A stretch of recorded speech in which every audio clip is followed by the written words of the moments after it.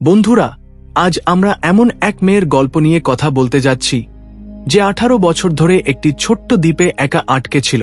হ্যাঁ, আপনি ঠিকই শুনেছেন, 18 বছর ধরে একা, কোনো মানুষের সঙ্গ ছাড়াই বেঁচে ছিল। 90% মৃত্যুর সম্ভাবনা এবং বেঁচে থাকার পার্সেন্টেজ সম্ভাবনা থাকা সত্ত্বেও এই মেয়ে অবিশ্বাস্য সাহসের সঙ্গে বেঁচে ছিল। এটা কোনো সিনেমা নয়, এটা একটা সত্যিকারের জীবনের ঘটনা। দিনের বেলায় জ্বলন্ত সূর্যের তাপ, রাতে তীব্র ঠান্ডা, মাসের পর মাস ক্ষুধা, আর চারপাশে শুধু আকাশ আর সমুদ্র। তবু সে হাল ছাড়েনি, নিজের জন্য একটি নিরাপদ আশ্রয় তৈরি করেছিল। তার সাহসের কথা শুনে, কঠিন পরিস্থিতিতে বেঁচে থাকার কৌশল জেনে আপনারা অবাক হয়ে যাবেন। তাই বন্ধুরা, এই দ্বীপে সেই মেয়ে কিভাবে একা বেঁচে ছিল তা জানতে ভিডিওটি শেষ পর্যন্ত দেখুন। আর আমাদের চ্যানেলে সাবস্ক্রাইব করতে ভুলবেন না। তাহলে চলুন ভিডিও শুরু করি। এখান থেকেই গল্পের শুরু। এটা 1835 সালের কথা। নিকোলিনো উপজাতি ক্যালিফোর্নিয়ার উপকূল থেকে দূরে সান নিকোলাস দ্বীপে বহু প্রজন্ম ধরে বসবাস করছিল। সেই সময় এই দ্বীপে প্রায় 200 থেকে 300 মানুষ বাস করত। তারা সম্পূর্ণভাবে সমুদ্র এবং দ্বীপের সম্পদের উপর নির্ভর করে জীবনযাপন করত। দিনের বেলায় মাছ ধরা, সমুদ্রের প্রাণী শিকার করা, উপকূলে জাল ফেলা, এই ছিল তাদের কাজ। কেউ কেউ আলুর মতো ছোট ছোট ফসল চাষ করত।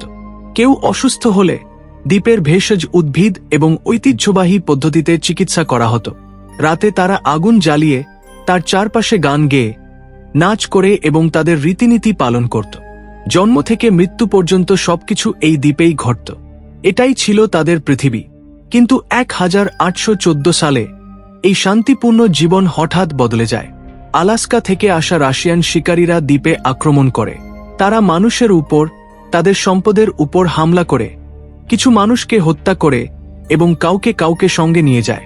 এই আক্রমণ, হিংসা, লুণ্ঠন নিকোলিনো উপজাতিকে দুর্বল করে দেয়।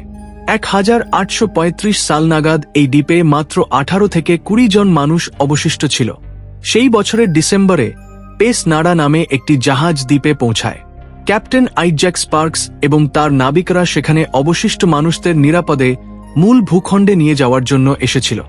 সেই সময় 31 বছর বয়সী এক তরুণী, জুয়ানা মারিয়া, জাহাজে উঠতে যাচ্ছিল।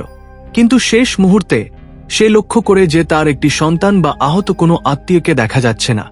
সে বলে যে ফিরে আসবে এবং জাহাজ থেকে নেমে যায়। সে ফিরে আসার চেষ্টা করছিল, কিন্তু ততক্ষণে আবহাওয়া হঠাৎ বদলে যায়। কালো মেঘ জমে প্রচণ্ড ঝড়ো হাওয়া বইতে শুরু করে। সমুদ্রে বিশাল ঢেউ উঠতে থাকে। ক্যাপ্টেন ভয়ে জাহাজ ছাড়ার নির্দেশ দেন। জুয়ানা মারিয়া দ্বীপেই থেকে যায়। সেখানেই তার জীবনের সবচেয়ে ভয়ঙ্কর অধ্যায় শুরু হয়। তার জানা ছিল না এই ছোট্ট দ্বীপে তাকে এখন 18 বছর একা কাটাতে হবে। জুয়ানা মারিয়া সম্পূর্ণ একা হয়ে গেল। শুধু তার মাথার উপর আকাশ আর চারপাশে অসীম সমুদ্র। প্রথম রাতটি সে একটি পুরনো কুড়ে ঘরে কাটায়। ঠান্ডা হাওয়া আর ঢেউয়ের শব্দের মাঝে সে সারা রাত ঘুমোতে পারেনি। পরের দিন সে বুঝতে পারে যে ভাঙা পাত্র, কাঠ, কাপড় এখানে ছড়িয়ে আছে, তা শীঘ্রই ফুরিয়ে যাবে। এখন সবকিছু তাকে নিজের হাতে করতে হবে। প্রথমে তার সামনে জলের সমস্যা এল। সমুদ্রের লবণাক্ত জল পানের জন্য উপযুক্ত নয়। তাই বৃষ্টি হলে সে পাথর দিয়ে ছোট ছোট গর্ত খুঁড়ে, পাতা আর শৈবাল দিয়ে সেগুলো ঢেকে জল সংগ্রহ করত।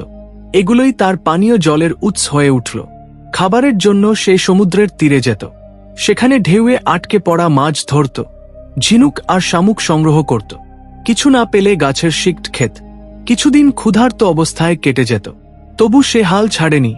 বেঁচে থাকার লক্ষ্যই তার কাছে একমাত্র জিনিস ছিল। পুরনো কুড়ে ঘর ভেঙে পড়লে সে সমুদ্রের তীরে ভেসে আসা বড় মাছের হাড় আর কাঠের টুকরো দিয়ে নতুন আশ্রয় তৈরি করে। নিজের হাতে তৈরি করা সেই ছোট্ট কুড়ে ঘর তার জন্য নিরাপদ বাড়ি হয়ে উঠল। ঠান্ডা থেকে বাঁচতে পাখির পালক দিয়ে পোশাক তৈরি করল। দিন মাস হয়ে গেল, মাস বছর হয়ে গেল, 5, 10, অবশেষে 18 বছর কেটে গেল। এখন দ্বীপটি তার কাছে বাড়ির মতো হয়ে গিয়েছিল। সমুদ্র তার কণ্ঠস্বর, আকাশ তার সঙ্গী। সে ভয় ভুলে প্রকৃতিকে আলিঙ্গন করেছিল। ঢেউয়ের দিকে তাকিয়ে জাহাজ আসার আশায় প্রতীক্ষা করত।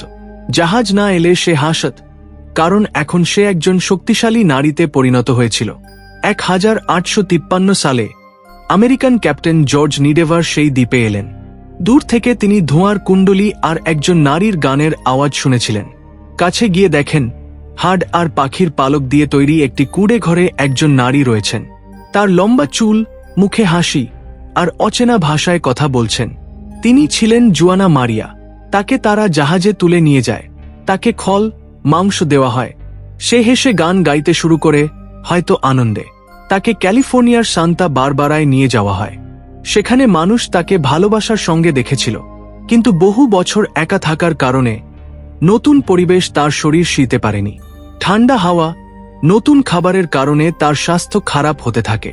মাত্র 7 সপ্তাহ পরে 1853 সালের 19 অক্টোবর সে মারা যায়।